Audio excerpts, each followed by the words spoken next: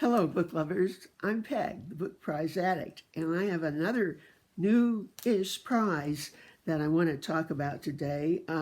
It's called the Gotham Book Prize. Gotham is the historical term for New York City, and it's still called that in some places.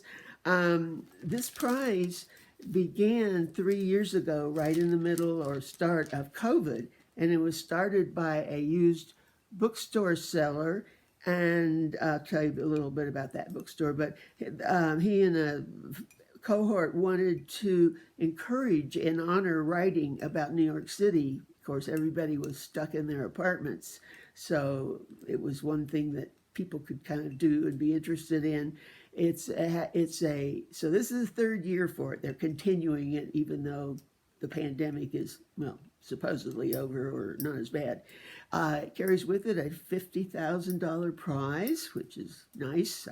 Don't know how far that would go in New York City, but anyway, and it's sponsored by this used bookstore called P&T Knitwear on the Lower East Side. I thought knitwear, that's like the fabric district, which New York does have, or did have, place where they had all kinds of fabric. Well, it turns out it was part of this, perhaps even an old factory where they wove things. And this man, I think he's the T. I didn't write it down what his name was. He inherited this property and remade it into a used bookstore, which is very, I guess, unusual. And I'm anxious to go there next time I go to New York and see. The prize is judged by a jury of leading New Yorkers and authors. And it does have names of them, which I haven't ever heard of them. But anyway, so that's good. But anyway, the thing I was interested in is all the books up for this prize have to be either take place in New York City or be about it in some way. And that's always fun for me. That's a place that really seems fun to me. I've only been a visitor there. I don't think I'd want to live there, but I love reading about it. Okay, this has, I think it has 11 on the long list, and they're going to just choose from that. I don't think there's going to be a short list. So lucky me, I have a library system where I live that has 20 different libraries in the system. So as soon as I see something that I might want, I can look it up and order it and put it on hold. And I've really been lucky with some of these books. They're literary, but they aren't like super popular, which immediately get 100 people on the waiting list for them if they're, popular. Anyway, so I've got 4 of these to just tell you a little bit about today. Take a look. I'm going to put the link for the Gotham Book Prize. I hope to get some of the others and just talk about. Do let me know if you've read any of these, if you'd like to read any of these, etc. Okay, just a little brief on each. The first one we have is called Activities of Daily Living, and it's by Lisa Shen. It's about a woman in her late 30s named Alice, who's a Taiwanese immigrant to New York City, and she has a pretty good job, but she doesn't really have much life. She spends all her time, actually, she takes care of her stepfather, who's alcoholic and something else, not in good shape. She's the caretaker for him, and I think that is not probably the most fun thing in the world. So anyway, to find something to do, she develops this project for to do a project on. I don't know if it's a movie or writing or whatever, but it's on an enigmatic New York performance artist. Now, if you've ever seen performance artists, they're the ones that do real weird things, like set in towers for a month or whatever. But this man that she's doing uses a radical way with time in his performances. I probably need to read it more closely to understand those. But one of the things, he sits in a cell for a year and I guess writes or reports every day. And she's getting into this, and it indicates she's sort of getting mixed up with this strange use of time and getting involved with this, and then this guy disappears. So she the rest of it, I guess, is finding him, and more than that, finding herself.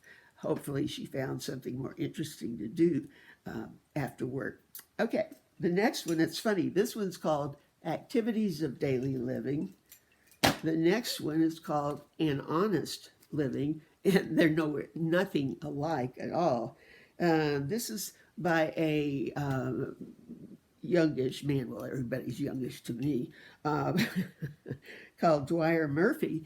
And he's, first of all, a lawyer, but he's also editor in chief of Crime Reads, which is the thriller section of LitHub, which probably many of you watch. So he's both interested in the law and crime novels.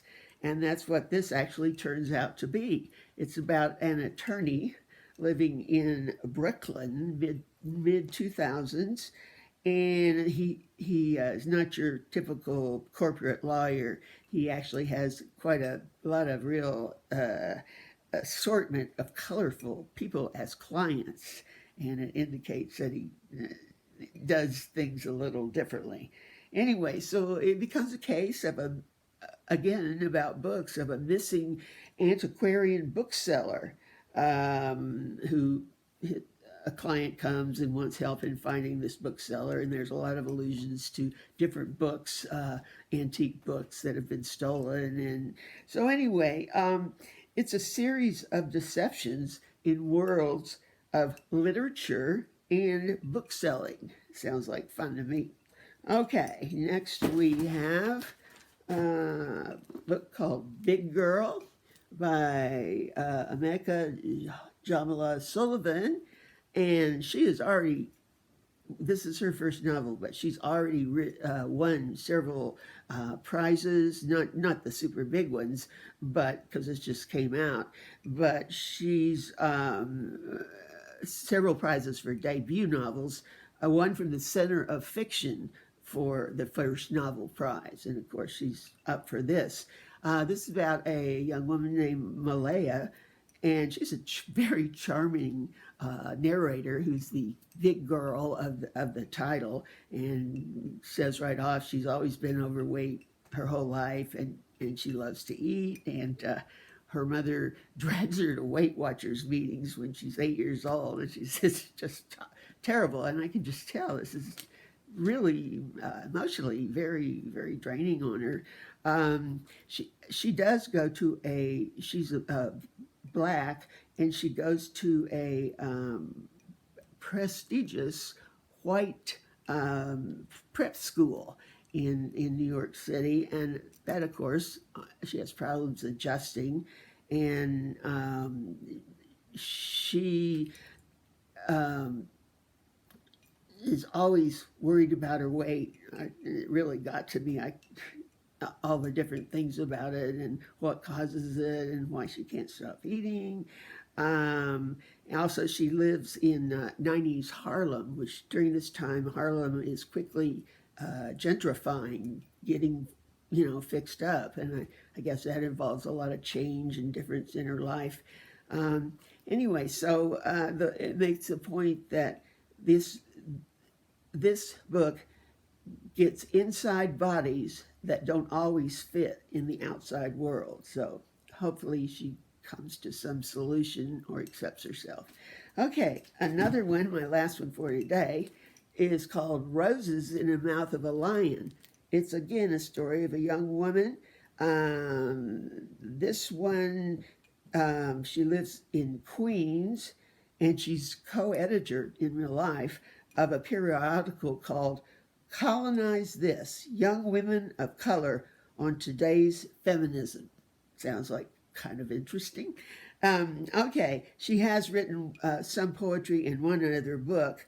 This one, again, is about a young woman. This one is Pakistani American, and she goes also to a prestigious school in Manhattan, where she struggles with being Pakistani American, with being one of the few people of color there, and with her burgeoning homosexuality, and goes through all her. It's really a coming of age story, late teenage story, and it through all this it shows that she has a desire to be true to herself and not change because everybody else is different, which is a big point when you're that age.